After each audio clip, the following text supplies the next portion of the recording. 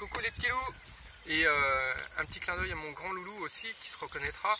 Donc aujourd'hui un exercice pour travailler une pompe, et donc avant toute chose un petit réveil articulaire, et nous commençons juste après. C'est parti. Donc comme je disais sur la précédente vidéo, là on commence bien par la tête, tout doucement, en haut, en bas, côté, tout doucement, forcez pas les gestes, n'oubliez pas, hein, l'épaule ne bouge pas, hein, c'est la tête qui va à l'épaule et pas le contraire, devant, je ne force pas non plus, hein.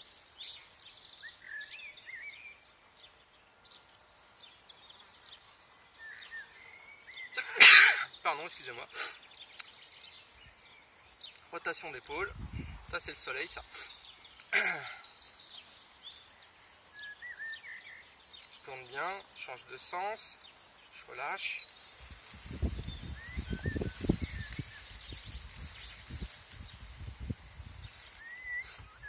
Je tourne. Donc toujours, hein, comme je disais, 8 ou 10 répétitions par rapport à vous. Le but est vraiment de réveiller les articulations, de monter la température du corps afin de sécuriser le corps, toutes les parties. Change de sens, qu'ils soient prêts à travailler en fait.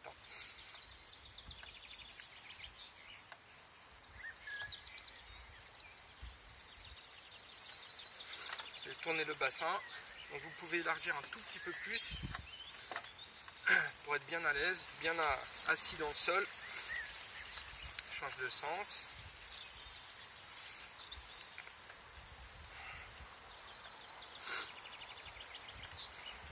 Légère flexion des genoux. Allez, 10. Poussez bien les talons dans le sol, expirez bien en montant, le dos bien droit, la tête bien droite. Essayez de vous grandir, comme si vous aviez un fil qui vous tirait vers le ciel.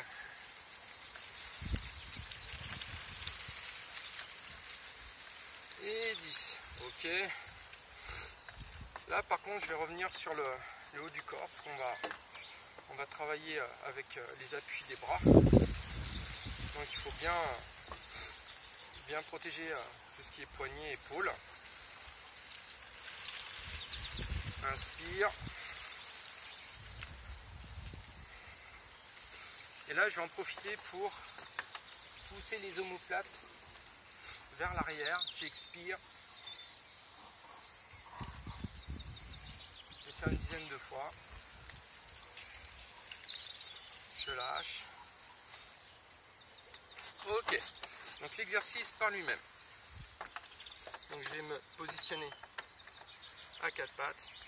Donc n'oubliez pas, hein, toujours sécurité. Moi je le fais sans tapis, mais utilisez un tapis. Si vous avez des problèmes des genoux, quand vous êtes à quatre pattes, mettez un coussin sous les genoux. Bon là il n'y aura pas besoin parce que les genoux ne toucheront pas le sol pour cet exercice là. Donc je me positionne à quatre pattes, mais au moins pour faire les deux gestes qui continuent un peu l'échauffement. D'accord? Donc je suis ici, je rentre le ventre, j'inspire, j'expire, je vais faire le dos rond. Je reviens dos plat, dos rond, j'expire en haut. Et je vais faire 10 fois. Alors n'oubliez pas, hein, les bras pour l'instant sont à la même hauteur que les épaules. C'est-à-dire épaules juste dans l'alignement. Pour continuer, je vais faire des rotations du bras, épaule jusqu'au poignet, tout doucement. Donc je continue, hein, pour travailler sur les articulations. Et comme j'ai un léger appui, je travaille en même temps en renforçant aussi, donc tranquillement. Ok, donc une dizaine de fois. Hein. Bien, l'exercice par lui-même. Donc je rentre le ventre, je vais faire le dos rond, d'accord. Je me mets sur les orteils, je lève les genoux, je peux ramener. Hein. Le but c'est d'avoir le dos rond et relâcher au niveau du bas du dos. Les coudes à l'intérieur, j'inspire. Et j'expire. Je serre bien le ventre respire. J'en fais 3, 4. N'oubliez pas la sécurité. Donc entre chaque série, relâchez bien les poignets. D'accord, les épaules.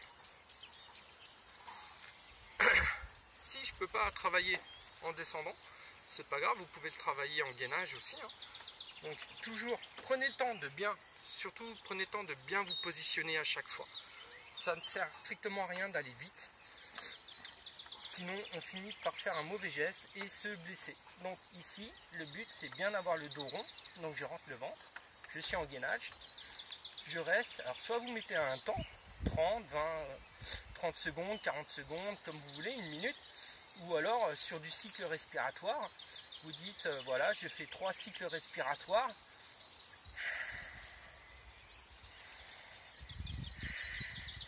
Là j'en fais 2, je pose, je relâche les articulations et au fur et à mesure, vous augmentez les cycles respiratoires ou vous augmentez le temps de travail, enfin le temps du chrono, comme vous le sentez.